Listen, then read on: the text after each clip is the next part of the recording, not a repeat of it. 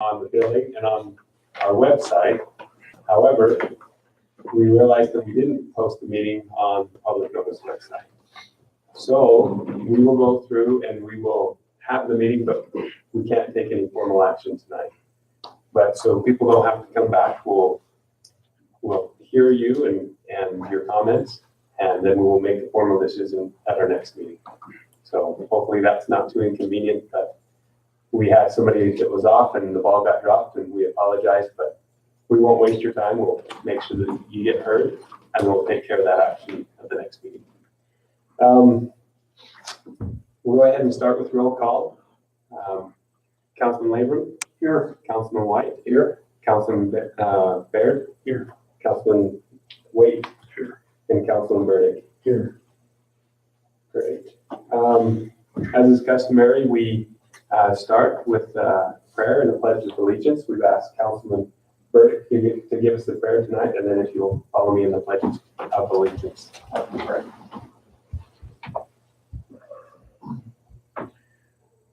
Our dear Father in heaven, we are thankful to meet here as citizens of Roosevelt City and others that have business with Roosevelt City. We ask Thee that we will be able to hear everyone's concerns and needs and be able to interpret them properly, and that any decisions that be made can be done in a way that's fair to the city and also the individuals. We ask Thee to bless the residents of Roosevelt City and ask Thee that our city can be in peace and harmony. Ask Thee to please watch over and bless our first responders, those that have put their lives on the line, and be protected. And we ask Thee that also we can all return back to our homes or destinations tonight and in safety. These things we ask in the name of Jesus Christ. Amen.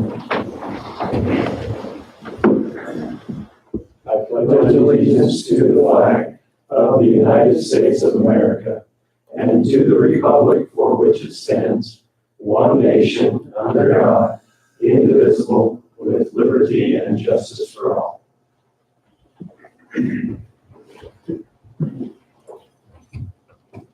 Thank you, Councilman Burdick.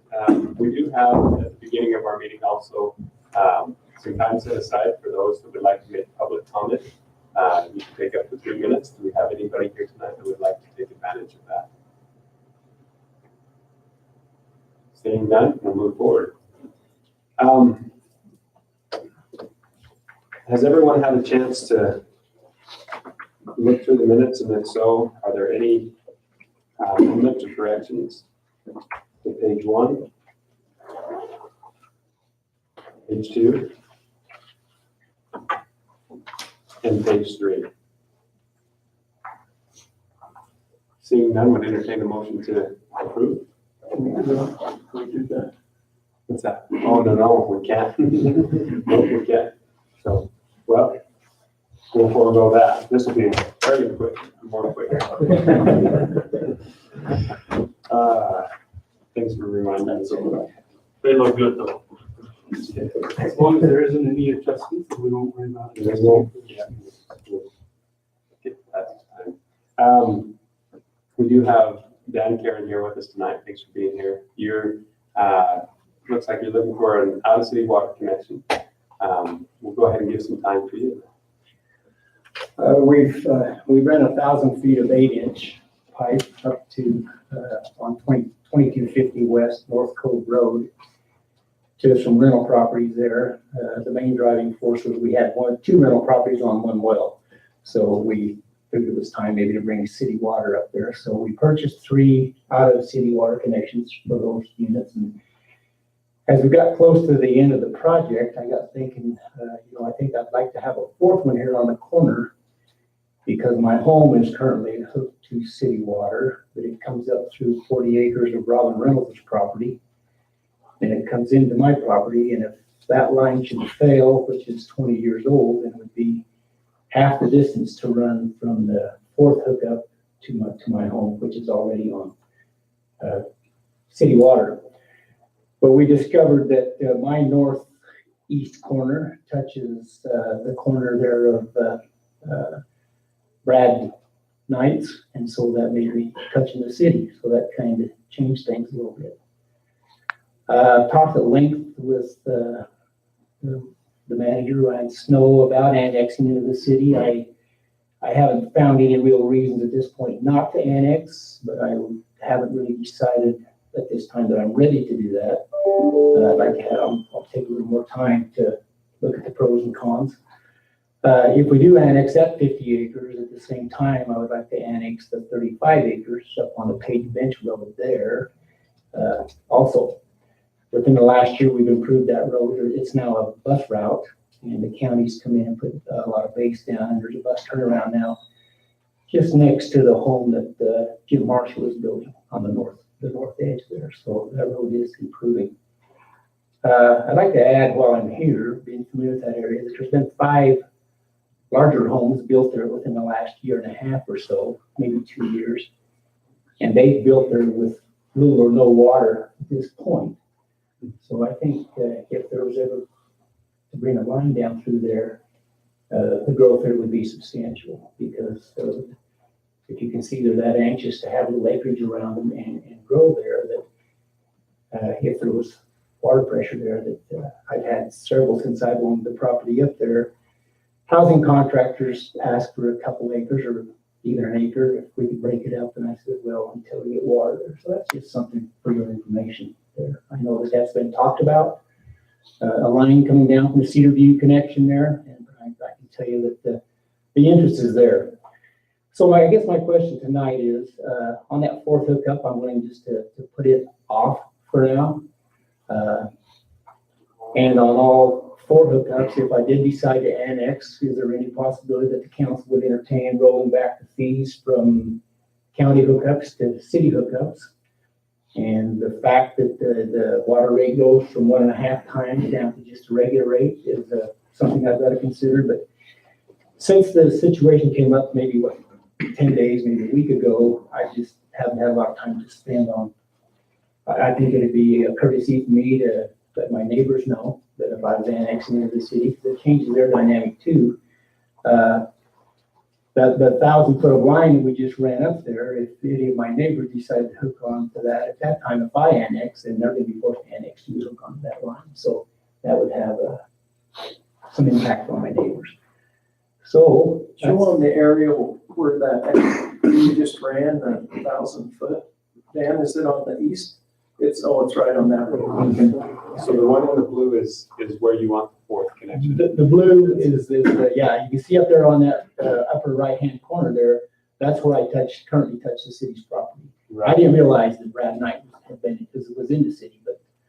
And the other area that I think you're talking about is right there in the center of the view, basically, correct? Yeah. That you would be. The second area, Mayor, the other 35 acres is this parcel right here. Right. This is the Page Bench Road. Right here. Jim Marshall's new house is here. Brad Knight is right here, and if anybody's ever heard of our mayor, he's right here. I'm the northernmost point of Roosevelt. That was far north as you can get. It's very hard to get out of town, but stay in town. So I didn't know if there'd be any concession made. The fact that without annexing, the fact that we already had a city water connection, if that could be something that could be looked at in consideration, to where this new one would just be a replacement for that one if the original one ever did fail. That was one of the reasons for coming tonight. And we do touch on corners as part of the city. So on that request, I think the staff and our feeling is that it would be an appropriate request to reduce those given some period of time, whether that's 90 days till the application or 120 days, whatever time frame the council would decide. But we would agree that that's, I mean, if he annexes that one and annexes those coming down, being able to rebate that fee back, I think the city benefits, and I think that would help his benefit too, if all four of those came in. So I would agree, and along with that, I know some of the other parties that may be interested are the Prestons that own property to the west of Brad Knight's place there, just north of you. They also voiced interest in, culinary water connections up there, and they may be willing to annex in as well. So it might be something, if we were to look at bringing down a culinary line to supply that area, we might gain a lot more. we've looked at it. We've had a base engineering look at it to see what we could do to provide water. When we had Brad Knight, Jim Marshall, and Miller, Clay, they came in, I don't know whether Dan, whether you were with them. At that point, we met and said, hey, how can we get service of water to these groups? What we did at that point is we tied in a water connection onto our water line. It is a lower pressure, and so they do have to have kind of a holding tank in order to boost their pressures. But we said, you know what, it's kind of a chicken and the egg. Do we allow some pressure and some growth so we can see how that works? The line, as engineered from Horrocks, was over $1 million to draw it from the top down, and as we calculated the number of homes, it wasn't one that we felt like would be the top priority to bring, but it is one that we have looked at, and we would like to be able to connect because of pressures, because of growth. That is one that the staff is obviously very interested in, but we'd like to see and make sure that Cedar View has a few adjustments to their system up above us, so that then we can, as they adjust, the tie-in right now is being adjusted and worked on their end, and then once that happens, it would come down through that. So we're looking at it.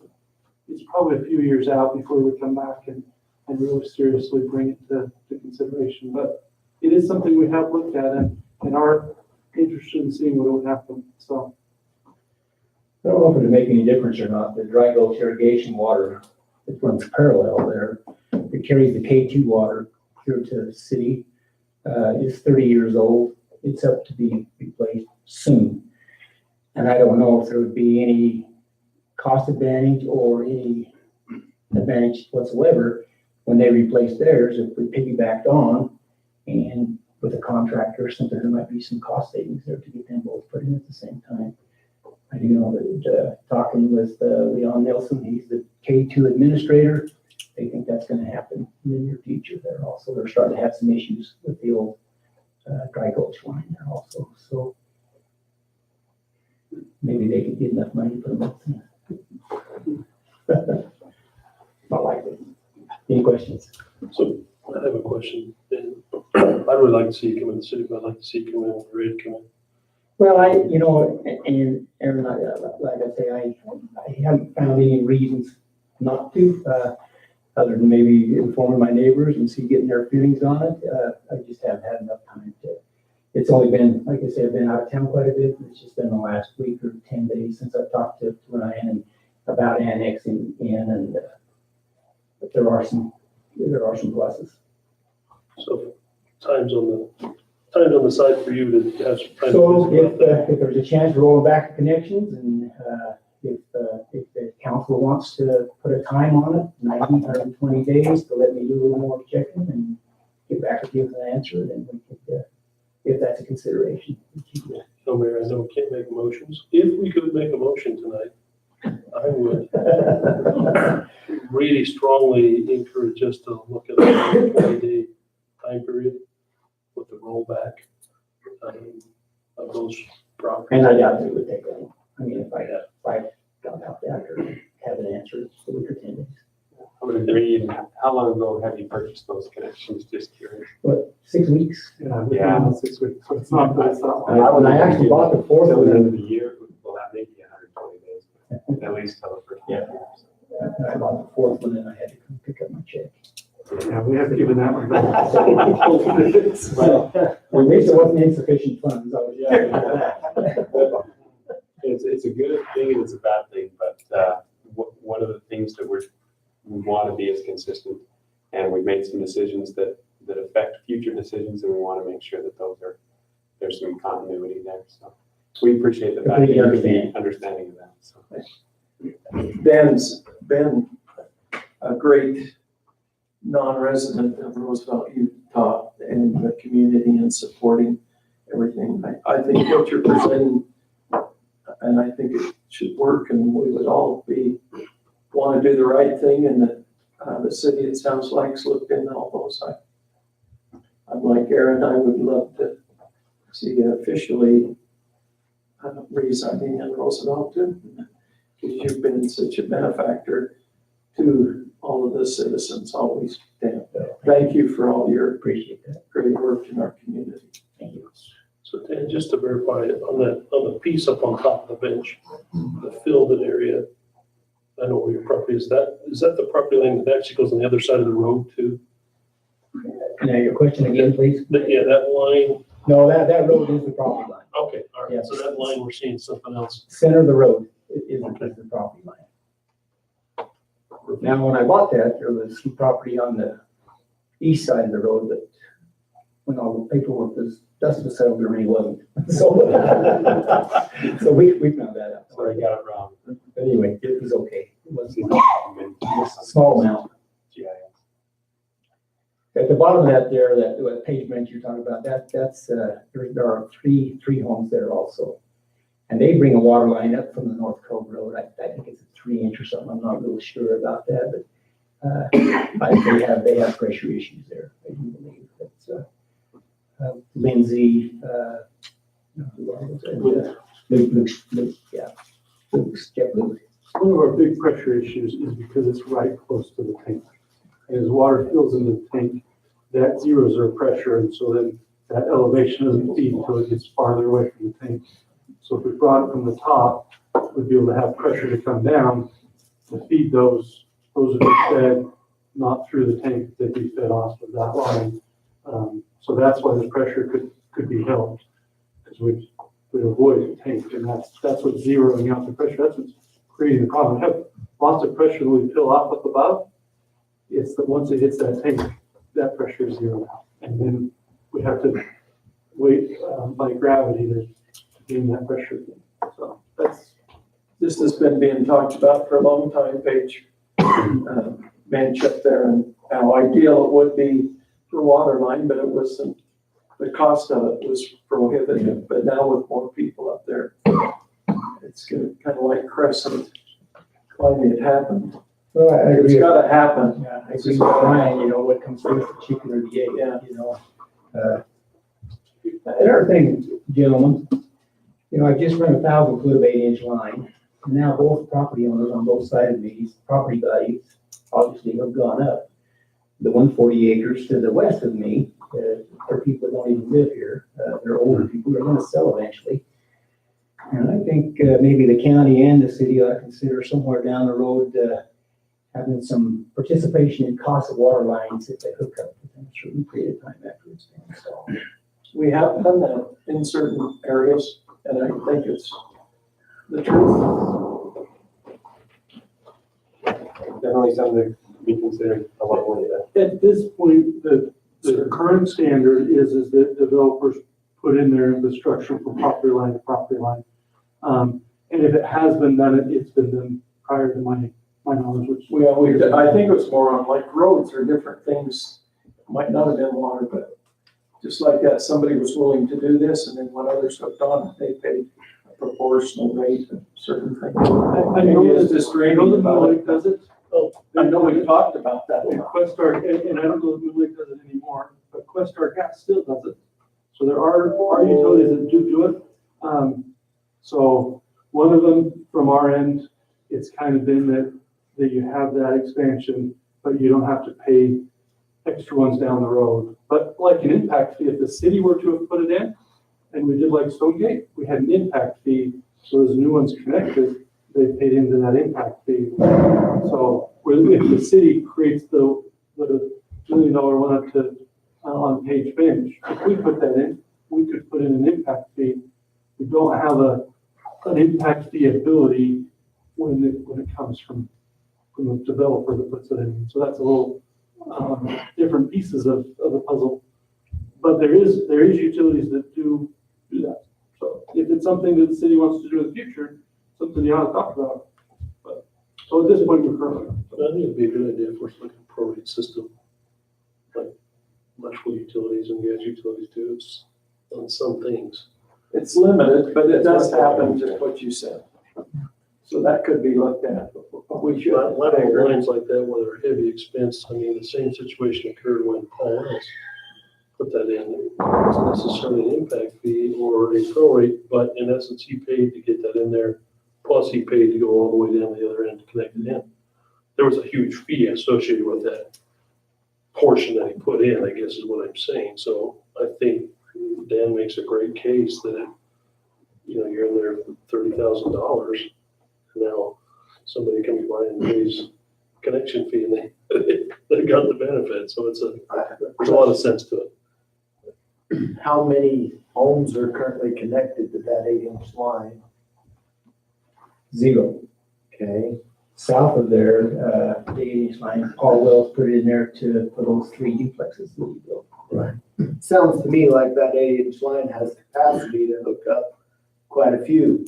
And was that your choice to put the 8-inch line? You're required. You have to do it. We require an 8-inch line. So in that kind of scenario, if you have to put in a bigger line than what you need, to me, that means whatever the excess cost is should be covered eventually by, just like what you're saying. Well, and I think we're Well, the 8-inch line is required for fire flow. Right. That's the infrastructure requirement. So they're gonna benefit by fire protection. But the other thing is that we get into, and that's why we get to discuss it, is, Strata, and I know they're a lot bigger player than just an individual, but they just put in a line from, the industrial park clear over to the airport as a requirement. And so we have to treat, you would have to be all or nothing at that point. We'd have to treat. At this point, Because the size of the player is everybody as is important as, putting in for property line. it could be a huge developer come in and do that. So we need to be, whatever we do, it needs to be consistent. My thought was just that's really unfair to the first person that wants to develop if they have to pay for the whole thing and then other people come in a year later or 2 years later and all they have to do is pay a hookup fee. To me, there ought to be a way to adjust. I don't disagree. I put fiber up to my house, or at least paid for that, and everybody that hooks onto that afterwards gets the benefit, but I don't get any. And that's part of rural living. But I do agree that there could be a mechanism in place, but it has to be fair to any developer. It would have to be fair to any. There was a suggestion made to put an 8-inch valve meter at the beginning of the line and keep the line. Couldn't have done that. I'm saying kind of facetiously that there are some that do that. No, I'm not the person to go that route. But then you have to meter it and sell your water out. Appreciate your concerns, your thoughts, and your input. Thank Thanks, you. Dan. When you guys are legal to vote, I'll come back and see.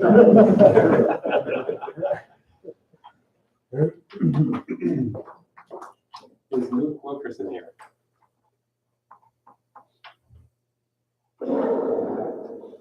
Do we need to talk about that then if he's not here to present anything?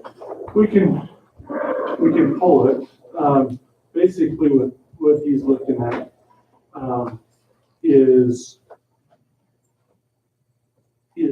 screwing up the alignment of the property. That should have been in your packet here. And they've got 2 properties there. I'll pull it up here. Now, this was discussed last time, right? Planning and zoning. Our planning. So that's what it's familiar to you.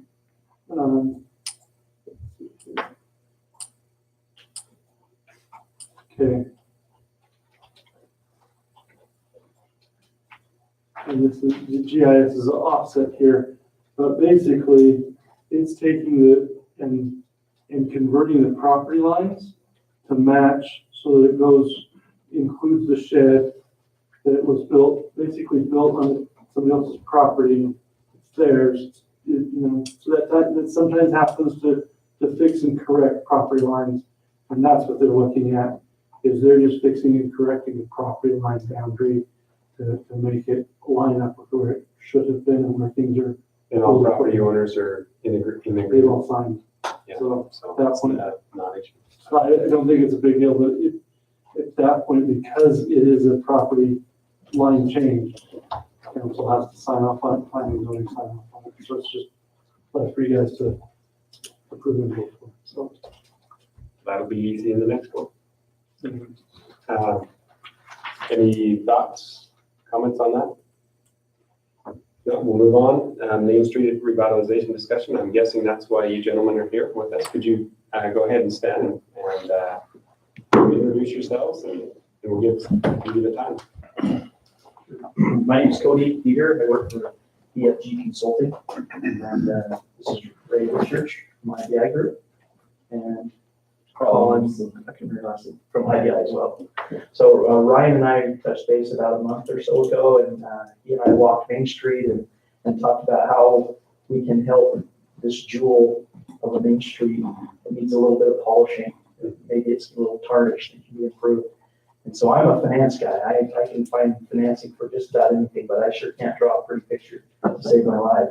And so Ryan really wanted to find a way to make that Main Street stand out and look better than it currently does.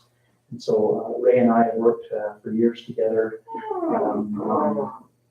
He's on the design side, and so partnered together and also have a real estate person involved so we can have their expertise. But I think what we'll do is just have Ray start here and share some ideas about how we can help improve the visualization of Main Street and what their role will be. And then towards the end, we'll talk about how we're going to get to implementation phase. But really our goal is to make something happen.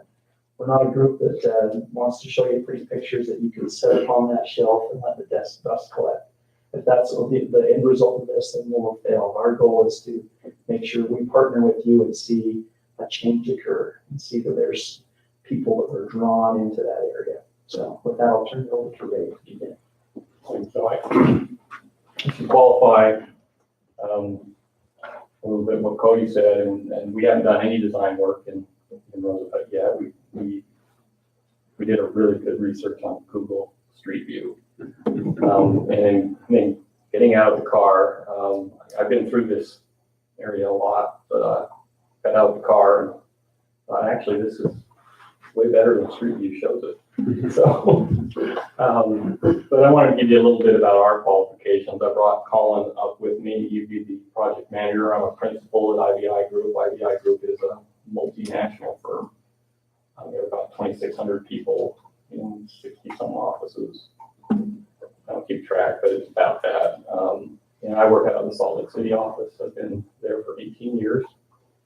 This will not be the first downtown plan I've worked on for a small city. And I'm kind of excited for the prospect. And the thing that really struck me in walking your Main Street is that usually it's like lined with businesses just on the street. You go a block back and it's all turns to residential suddenly. And it's really hard to manage how you deal with that. If you've got full blocks that are actually part of your downtown core, which is exciting to see in these days. We try to be the optimists. We try to see the positive in everything that we do. So we're excited to have this opportunity. We provided you with a proposal. I don't know if you've seen that proposal at this point. should have sent out, I've sent it out my email. Hopefully I'll receive that. In your spare time, take a few minutes and read through that. We'll brush on parts of that through this presentation, but I wanted to give you a little bit of an understanding of our personalities and also our expertise. So if we could move to the next slide. We try to be transformative in everything that we do. We look at things critically to understand how we can improve them, but we don't do it with an eye to satisfy our artistic compulsion, which we all are, which we're all stuck with. We try to do it with an eye of how does it actually get implemented. And some of the projects we'll go through with you today are being implemented even as we speak. Some of them are big, but we brought them in, like downtown Sandy. And I'll tell you a funny story that when we get to Sandy. And some of them are smaller and more modest. Some of them are in Salt Lake, but I'm just going to go over a few. As you can imagine, 18 years, I've got a lot of projects under my belt. So we did some work for Park City on their Main Street on how we could transform Park City Main Street. They had some interesting issues that actually you don't have to face, but some of the things are similar. These issues are, they had really narrow sidewalks and tons of people trying to go up. If you've ever been there during the Sundance Festival, it's a bit of a pain in the neck.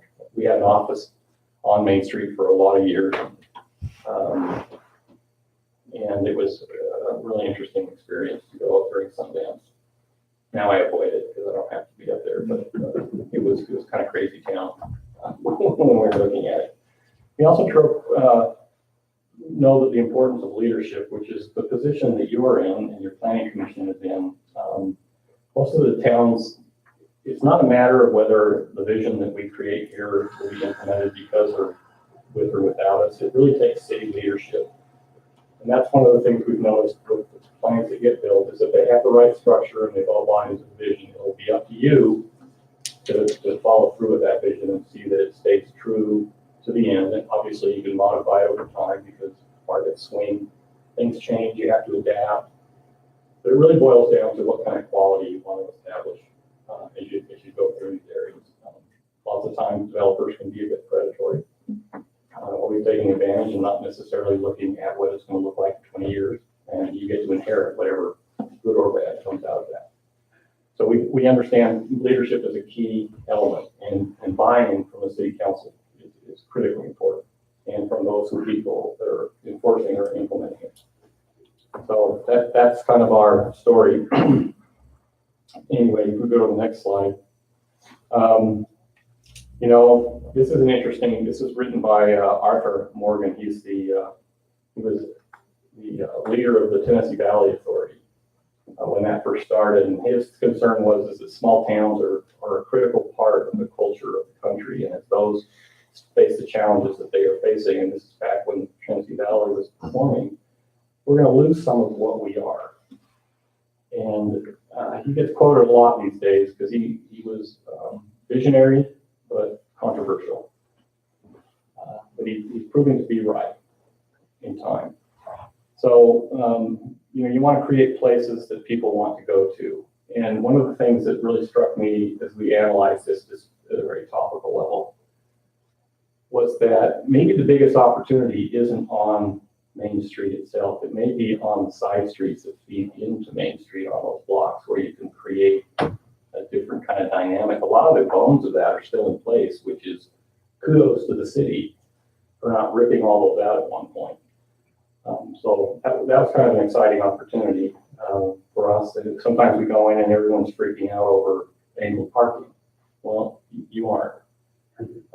That we think is a really positive thing because that helps us to activate the street. So, you know, we like to create places. Next slide, please. So this is just a quick review of what we sent you. I've just taken the key elements on our approach. And we break them down into four main categories. Discovery, which is code for analysis. Enrichment, which is where we dig in deep and figure out how we can build it up and take what they've got in place and enhance it. And then find solutions. There's an economic piece that's actually critically important as you go through these. And it was nice to have Cody give us a call. We worked a lot in the past, and he's out doing his own thing, making millions of dollars now. And he thought of us and asked us to come and talk to you a little bit about this.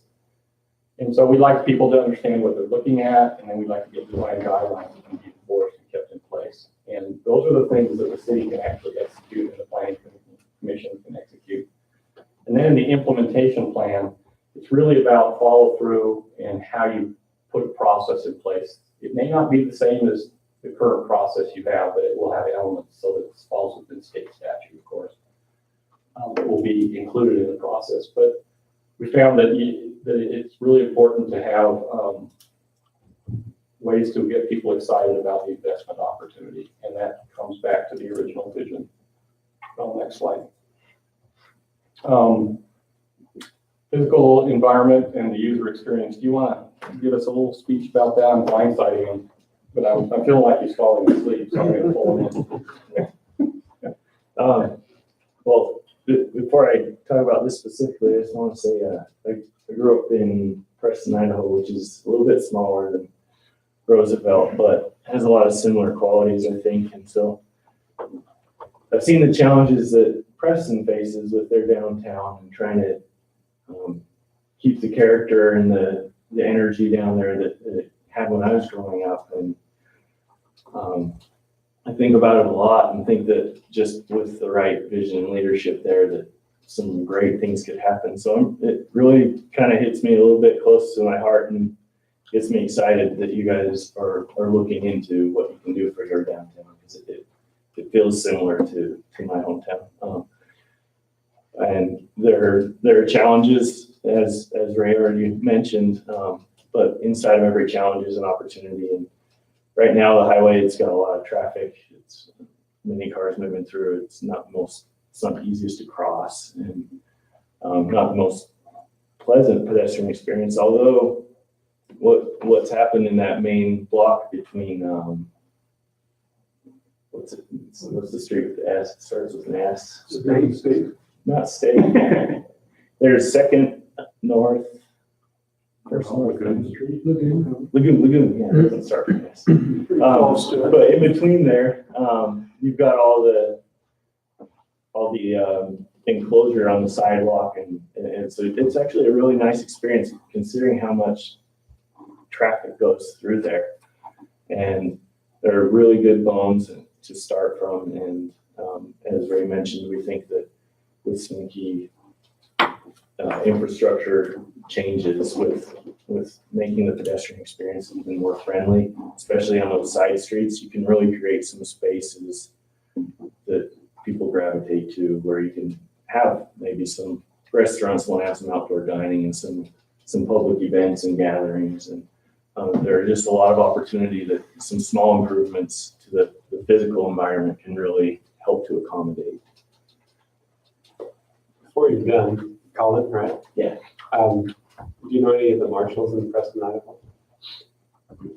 No, Just curious. I've been out of Preston for 18 years. Oh, okay. So just a visit. Yeah, let's go.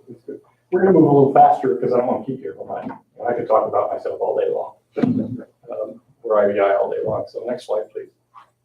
So, inventory analysis is just kind of review what's existing in place, where we can build on the structures. Go to the next slide, please. This is a project we're working on in Salt Lake City called the 9 Line. And we know this is a fully private road. It's in Salt Lake City. Say that in hushed. But they asked us to come in and try to re-envision how this place worked. It's a small business district that was struggling. And this plan we're waiting for it to be implemented at this point. Construction documents are all the way through on this one. So go to the next slide. First thing you should see, the power poles disappeared. Made ways to provision that and work around power poles. So you see that makes actually a pretty substantial improvement right out of the box. Had to work with Utah Power and Light, which was exciting. They're almost like working with UDOT. But we don't have a UDOT street here, but we have lots of experience with them too. Next one. Then we came in and we implemented some street tree and some trail fabric. We know we don't have the width on your street to do that on Main, but maybe we can on the side streets and then create connections across the front. You can look at the street crossings were enhanced. Next slide. And that's how the street section looks once we got it all done.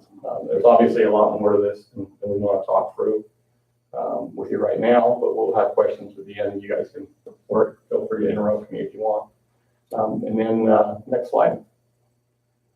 This is Orem State Street. Now we know this is a different bag, but the reason we threw this into the recipe is because we had to deal with UDOT a lot. Orem State Street is a interesting place. It's US 89. You can see how wide the street is, and Orem asked us to come in and figure out how to deal with 5 miles of their state street, and also try to convince the UTA to relocate the tracks line instead of having it run along the freeway, move it into the downtown area of Orem, or so that we could invigorate that. And so this is kind of a visual walkthrough of what we did for that project. First thing was to create vibrancy. So we used a system here called a multi-way boulevard, which UDOT hates. But we didn't know that until we told them, so we showed it to them. But it was an exciting ride for getting there. But you can see we've done some street tree enhancements, some separated parking. This actually carries more traffic more efficiently than what State Street there carries now. But it's a challenge on how to deal with the intersections. And it's a little bit out of the box for UDOT. So we learned from this that we need to back up. We tried to bring them all along the way, and we got everyone excited, and then everyone had to take a step back and figure out how they're going to deal with it. Next slide.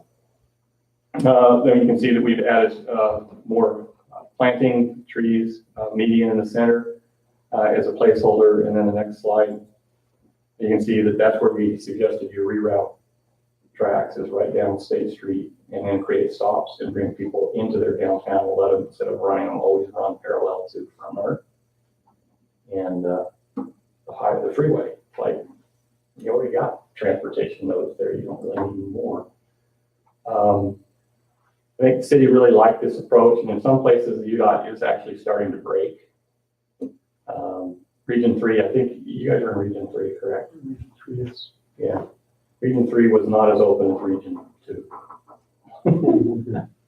They're a little different, and anyway, you can see that it actually created a real nice street enhancement, and that I think is Center Street you see in the background, so that's a big change.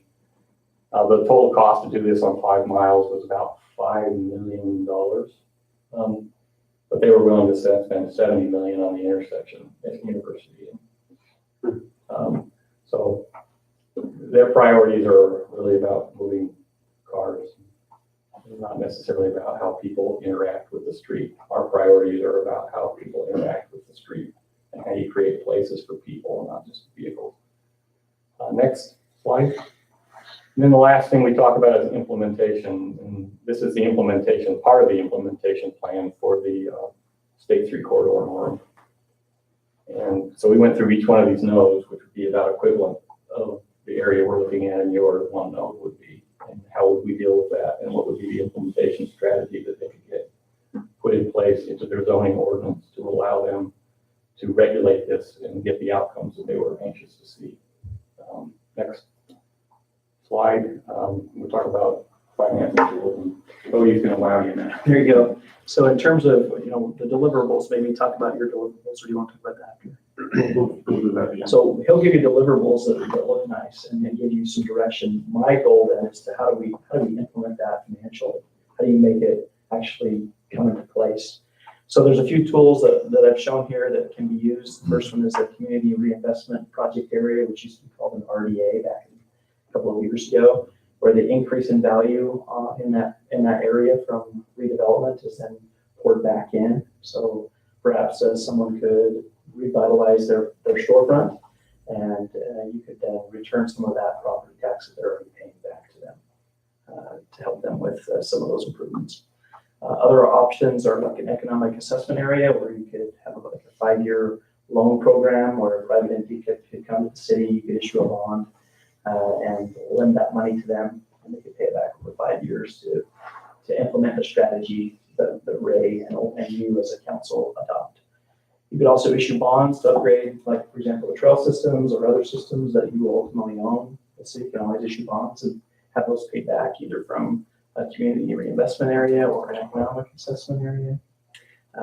You can also, if the city owns any of the properties on Main Street, you can use the Governor's Office of Energy Development loan to do any type of upgrades that will save you energy. So those are just a couple of options that are available.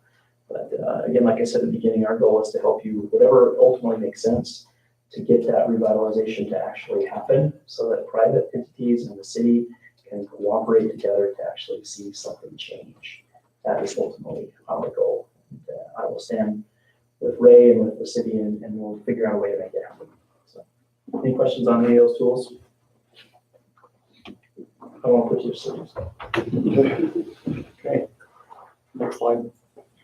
Design guidelines. Once we get the zoning ordinance in place and get some bones to that, the vision statement, the guiding principles in place, those are important. Often they're overlooked because we always find there's something that doesn't quite fit. If you have guidelines and intent with guiding principles in place, you can actually adapt legally without having to go and unravel stuff. It lets you give you a special dispensation to allow development to take place. Our design life is to create a sense of place. I mean, you've obviously got something in place on Main Street already that you've been working with, because I see a lot of material showing up consistently. Is there anything there, Ryan? No? It's just happening. Sam?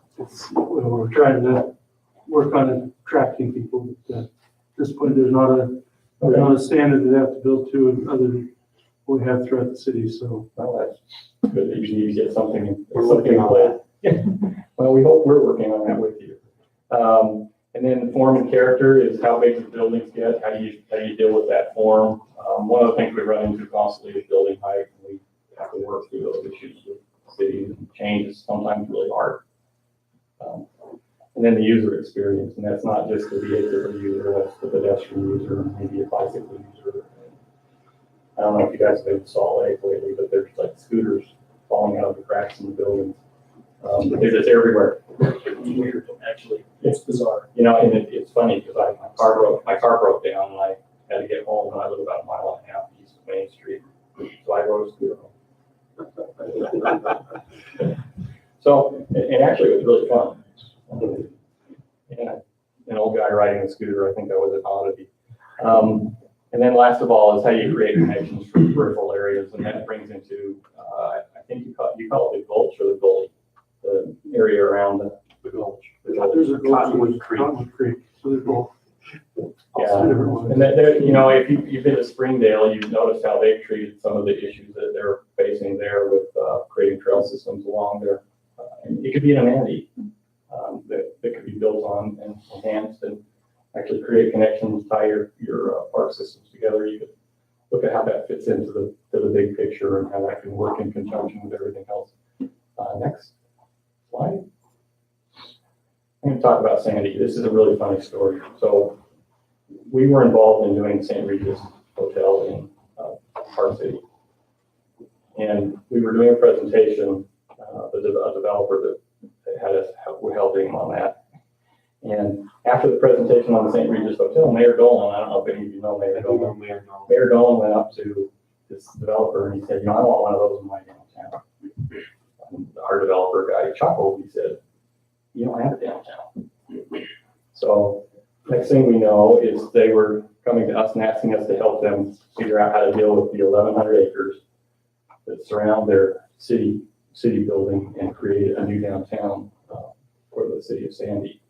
And I won't go into all the details about this, but you can see all the little nodal developments that we've been involved in this for quite some time.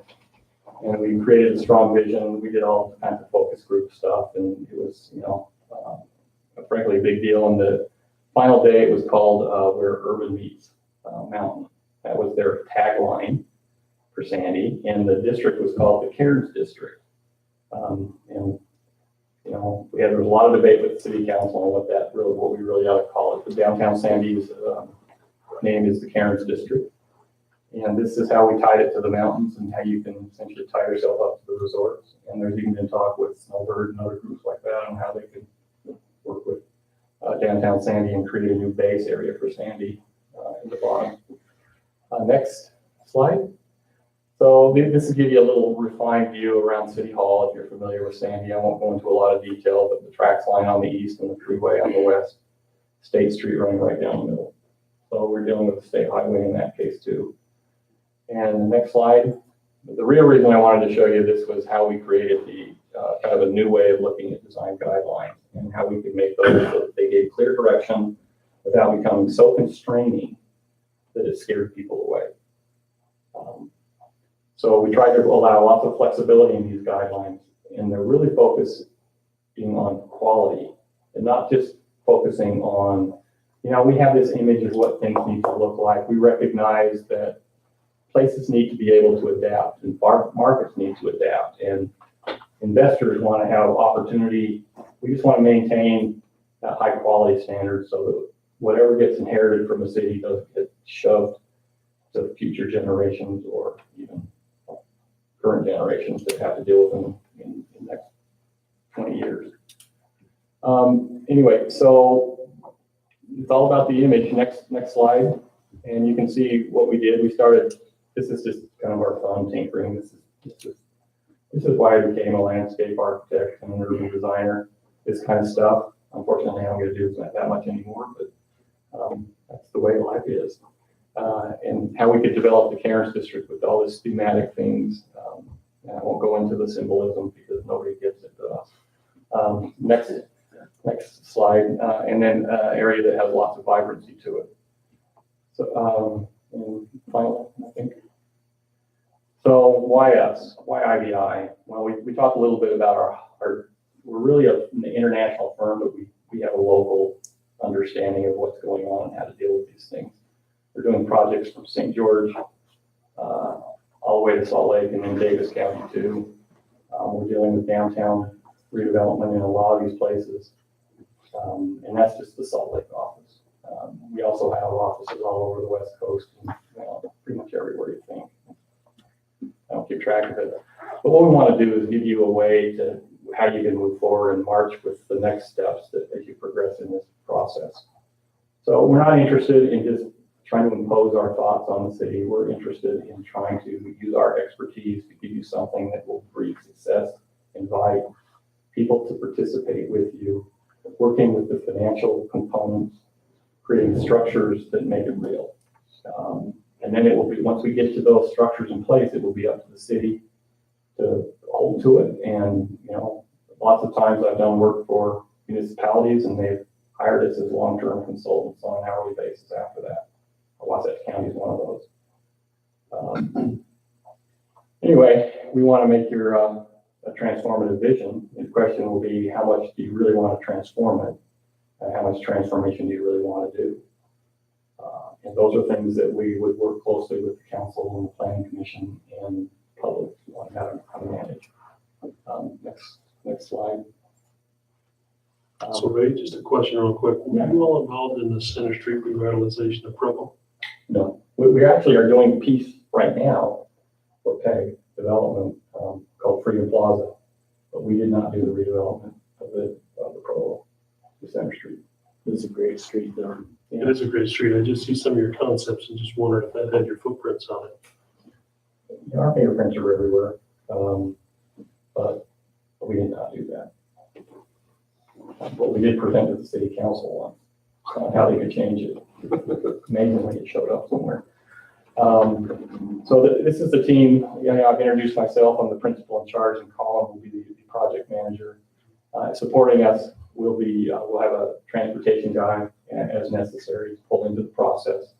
Cody with the finance, and David King to deal with the real estate piece. So hopefully if we get all those things in place, we can come forward with a concrete plan that doesn't put people in an awkward position of constantly having to adapt things one way or the other through a process. Those are tough times. In addition, we have architects in our office. They help us understand the build form that goes up on the side, which is an important piece. As urban designers, we don't really eliminate anyone's expertise. We think they all need to come together in the same pot to make a great dish. Next. Like that last one. No. And this is just a kind of a propaganda sheet to help you understand what we think we can do for you is the steps for implementation, coordinated, sustainable solutions, innovative market outlooks, and we'll have to look at different ways to approach things, create a sense of place, right sizing intersections, and measurable action plans, something that can show you that you're actually proceeding through the plan. Because lots of times they get put on a shelf and there's no way to monitor. We often suggest that there's a review each year of where you sit in the planning process. And with the planning commission and say, okay, we've accomplished these 5 goals that we had set for this year. We weren't able to hit 2 of them, but to regularly monitor it, kind of keeps you on path. Lots of times over time, people and over administrations, people forget what the original vision was, and then they start tinkering and forget it, and then before you know it, they've lost it. So we think that review, maybe it needs to be adapted over time, but if you can keep that fresh in people's mind, we find that you're much more likely to have success in the end. Next. That's it. We're grateful for this opportunity to come. It's actually a beautiful drive from Salt Lake. There's some construction or something that held us up for a minute, but it's done. Put it in the UDOT category. Yeah. And it just happens. But we're excited to work with you, and we hope that you'll consider us. There's a major UDOT plan for Roosevelt's Highway 40 through almost to Gusher within the next year or two. And if you like the plan, that's great. If you have input you want to make, if you have something in your code or codified, you have a much higher chance of moving the battleship, which is UDOT. If you don't, you just better get ready to have tire tracks over your head because they'll run you over. I got a question. One of the challenges I see, especially with Main Street here, is we got traffic going through, and we brought it up, but we have a lot of big oil field trucks that go through the city when it's doing well economically around here. I was just wondering, have you guys dealt with issues like that and work to design reroutes or things, or what is your thought on that? Is it worth doing with all that? Because bypasses are expensive, take a lot of planning, and again, you have to find the bypasses. Difficult. Because they cost so much money, and getting them on, I don't know, the strategic implementation plan with STIP for you guys is tough. We have dealt with it before. We dealt with it with Heber City. And they're the same trucks, that are coming through, and they're wearing out the road, and UDOT's tough to deal with getting the road crossings, but you can see that there are things showing up like the crossings in mid-block are coming into play. Things like that are getting implemented. You don't have as many signals, but what I see in your downtown is a lot of potential, but you have to kind of accept UDOT as a reality and how to deal with them. If you want to do a bypass, I think Wasatch County has been trying to get a bypass through Wasatch County for I started working in there about 10, 12 years, and you can't ever seem to get it on the STIP. But, I by no means eliminate it, but in some ways you can't eliminate the trucks without eliminating other things, because it's a state federal road, and you can't discriminate, quote. You can just make it more convenient, but then you can pull all your traffic off the main street if you kill it.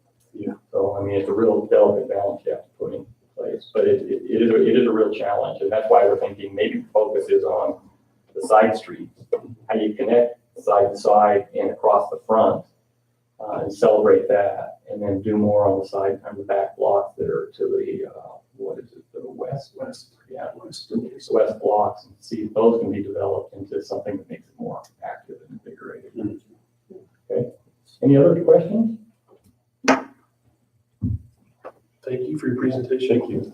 And appreciate you coming and taking that beautiful drive here and visit with us. It's a good time of year for that. Did you drive east on Lagoon Street We did. to where the new high school, and I didn't go that far. you need to go there, and there's UB Tech and USU, a brand new high school. It's just about a half a mile probably. You need to. I'll do that on the way out. I did do it on Street View though. On what? Street View. Yeah. But But the high school just opened this year. Okay. So that's a main heartbeat of our community. That's great. Down there. Big connection to emphasize. Big. Well, we're excited. So we look forward to your decision, consideration, and we'll talk to Ryan and Cody and stay plugged in. Thank you for your time. Thank you. Thank you. All right. Before we go to the purchase orders tonight, but we can do reports really quickly. Councilman Lehman, do you have any report? Councilman Ward? Nothing to report. Barry? I'm going to the NRA conference this weekend to see what we can find out on our shooting range and get that one moving along. So I'll report when I get back from that. Other than that, we have received quite a few applications for the Economic Development Committee. Still waiting for a few, so we'll tighten that up. With Carolyn being gone, it's kind of difficult to get. There's just a lag in communication. So we'll get those in. But other than that, ready for more. Councilman Wade, Nothing for tonight. Councilman Burke. Nothing here. All right. What I've been working on is just some of what's been shown tonight. But I do have a couple of items. Secondary water is we're gonna have it off last Friday, because of some conservation we were able to work on with the city, and others. We were able to make that. It'll expand through the end of this week. Thursday we'll probably start shutting that off.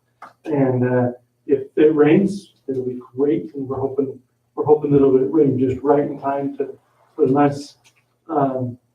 nice deep soaking right before the weather really turns cold. So if you can all make sure that you're ready for that, that'd be great. We have a recreation junior jazz. Would remind those that are interested, the junior jazz sign up is coming to a close here fairly soon. So if you're interested, the kids sign up for that. We're excited to see our downtown. We have one other business that has come presented here, but Domino's has taken out a permit, and so they're going to start construction there. So we're excited about that. If you like that, the nicest thing is to deliver and so. Is their property right up to the Murray's Parks building, the old song? It's a big one. So Corner lot. airport, we're working on grants. We're working on our application for the additional grant to be able to move on. I have contacted, as we've learned on the importance in our meetings in DC, the importance of support letters. I've reached out to all of our congressional delegations as well as the state to get support letters for our application there. And so we're hoping to see back from those. Just the projects around town, our public works is trying to finish up some of the work they're doing, wrapping up some patching and some other work. Just as the weather gets colder, asphalt's going to stop being produced here in the next little while. And Strata is progressing on their project out there in the industrial park. If you haven't seen the progress there in the last couple of months, it's worth just driving out that way just to see how things are coming.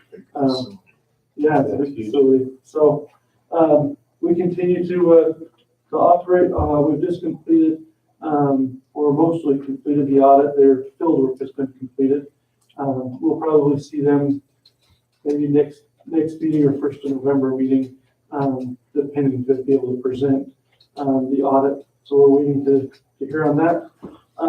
So I have sent out to you the retail profile with EDC Utah. Hopefully you've had a chance to look at that.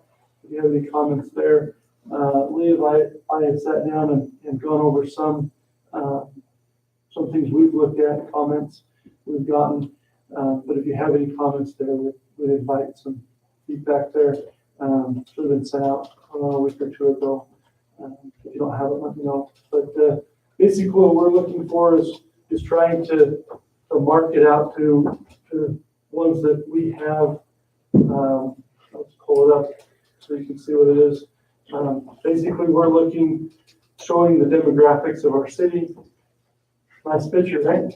Yeah, I love the background. It's perfect color. Perfect. It's, so anyway, showing the demographics, being able to, we're working on some of the write-up, kind of really to attract people to the community. We say, in this one, kind of give you an idea, and I have further detail there if we ever want to look at it, but it kind of goes through and says, what items are we lacking in our community? What does our community spend money on, but they don't spend it in town on?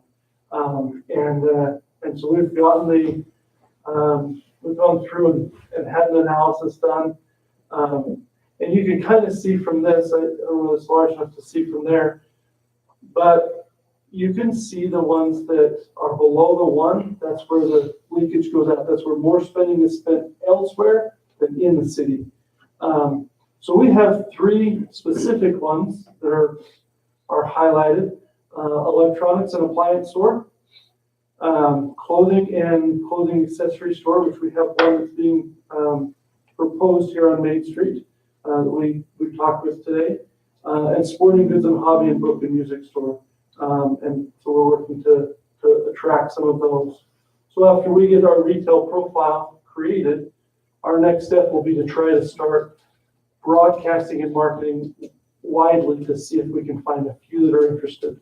We'll go to trade shows and a few other things to try to specifically attract certain ones we're interested in. But at this point, once we have this established, then we're going to start to work in that. It'll be a great tool that the Economic Development Committee can help take that tool, because we have tools in the toolbox, and as they as we get those on board, as the mayor's talked, once we get those on board, we'll have tools in the toolbox for them to utilize, have assets that can really be making it effective. So anyway, it has a breakdown. If you want to see this, let me know. It has a breakdown to different ones, which specific ones. So if I pick one, when there was so food and beverage, this is kind of an interesting one. So as far as specialty foods, convenience, some of those we're close, but we excel in the particular category. I don't know if you can read that, but so the state liquor store brings in population from outside the city in, and we appreciate their business here. We've talked about them in the past and maybe helping them to grow and expand their footprint. But that's a 10. One would be that we have enough need to provide for our residents. 2 is great. 10, we're gaining from a lot of different surrounding areas. Our best that we attract in are probably the liquor store and floral. So we do very well in the floral market. But some of the ones we don't have much in the clothing side at all. Lee and I have debated on this one, the accuracy of a few of these pieces. We're not sure where the women's clothing store is, but apparently it's doing $1 million worth of sales, which we're quite impressed. We're just not sure which one it is. What's that? LuLaRoe. There we go. Maybe Does that count? it could be. If it sells tax, it probably would. Interesting. Okay. So yeah, that's a good spot. But Mayor would know. Appreciate that. Appreciate that. What was that thing called? LuLaRoe. People do. So and there's others, but Where they sell out of their home? sell out of their homes, but they still pay sales tax. I think that's Yeah. covered somehow. It would come through that code. That's a very good one. You're right. I hadn't thought about that one. So anyway, kind of goes through. We're working on some of those, working on a retail profile, and working on a lot of different ones. So as far as economic development, that's where we're at with economic development. One of the other pieces is water, and that is another piece. We've had communications with Newfield, Crescent Point, and Axia, all concerning our ability for water cells. At this point, Newfield has asked, and we've heard from Johnson Water. My concern was to make sure Johnson Water was aware and that they were all right with them purchasing. But Newfield is looking to purchase water out of Axia's pit, so that we deliver same through Axia line. Our delivery point would be to Axia's pit. We would read the meter on this day and read it on that day, and we would send the bill to Newfield. So the way they'd like to have it done, those two entities, but they're working together to be able to provide that. Axia has a need somewhere else, and they're gonna work with their own trades.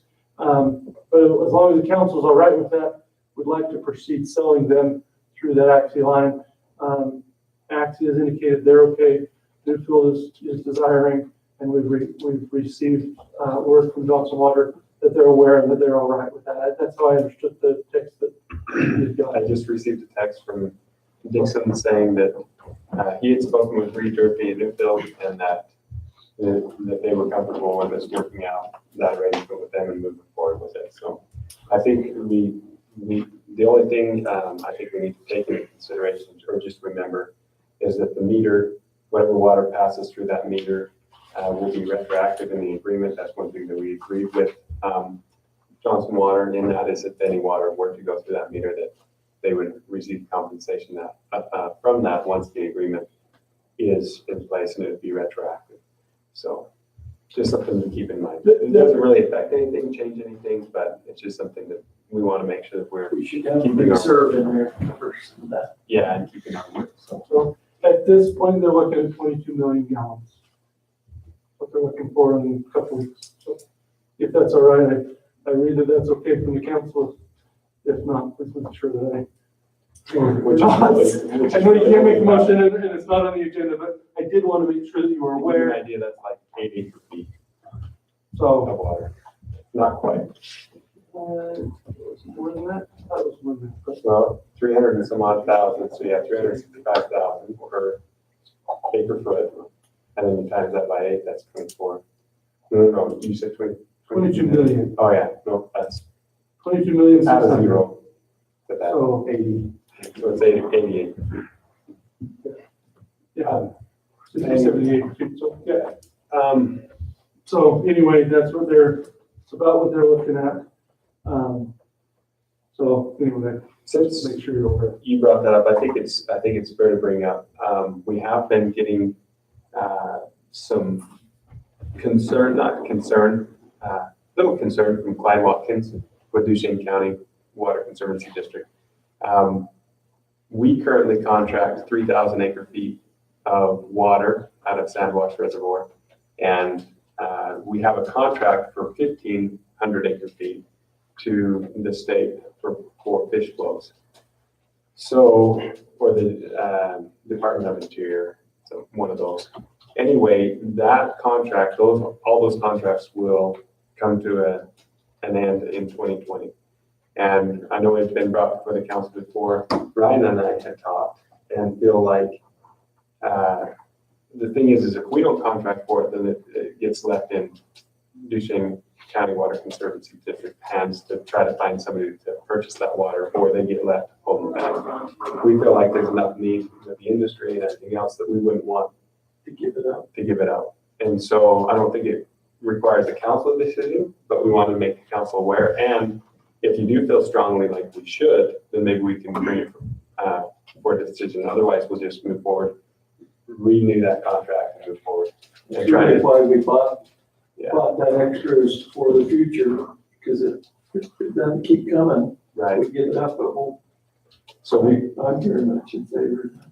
we'll be maybe holding the bag on that, but at that point, we can sell it and find buyers for it ourselves, and that way we maintain the right to it. It's really if the right comes through Duchesne County, but if we keep that agreement in place, then we have that water. So, there's a thought while we're talking about that. Nope, that's great.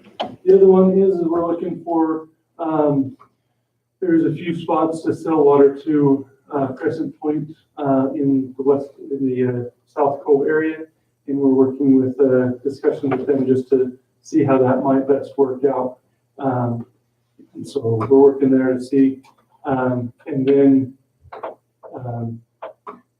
Axia, we're looking West Cove possibilities of how we can supply.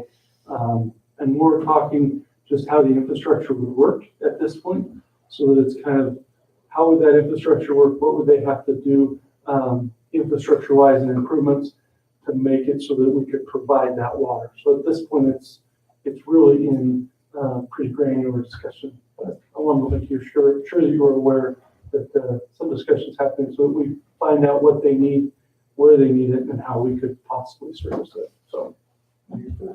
Sure. I'm just curious, just for my own information, there may be other residents out there asking this question, but, so we get water for secondary water, comes from sand wash, and we're out of that water for the year. We will be at the end of the year. Mhm. So we started a week early, and because of the heat of the season and not having any rain, it just has, it's gone through, and it'll end the end of this week.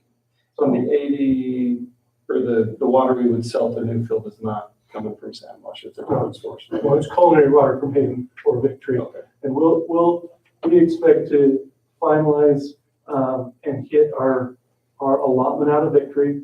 We'll hit our allotment, and see, that's the balancing act. We use our some ability to put secondary water in the golf course.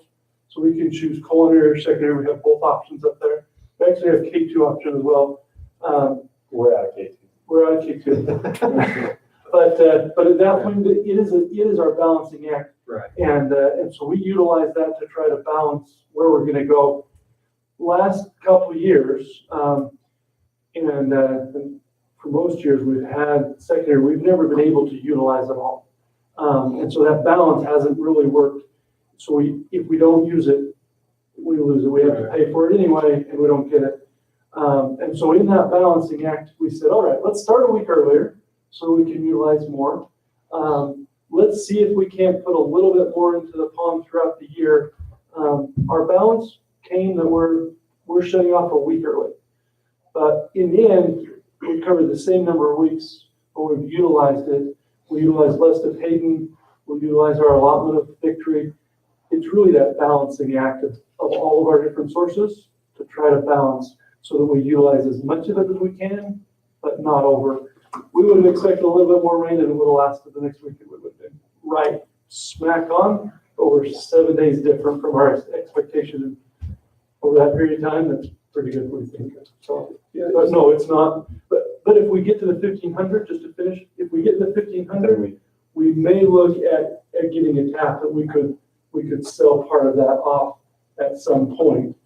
But all of our water is dedicated to residents first. The only caveat with selling the irrigation water is a lot of the companies would rather have culinary because it's already been treated. Yeah, exactly. So, yes. I was just wondering about our levels of our wells up there. We haven't talked about that for a little bit up at Hayden. The level of water, is that during the summer? How's that held? It's been fairly well at that point. We have fairly deep wells, and so that's real fortunate for us, is that we have some very deep wells. So we haven't seen a lot of impact from the dry season because of the depth of our wells. Thank you. Okay. Anyway, well, we figure we're in a good position if we can sell water at this point in time when the oil field is booming, and be able to utilize that in the boom times and be able to store that in cash or in assets or in other things, and be able to keep our financial house in order in the good times and profit from those. Then the best times, we're better able to weather those, and that's what our financial strategy is about. So anyway, at that point, I put that one. So I believe that is my report. So Great. Thank you. I don't know of any reason why we need to go into closed session tonight. So we can move anyway. We can move to adjourn if we'd like. I don't really think we can really take that motion either. I think you can adjourn.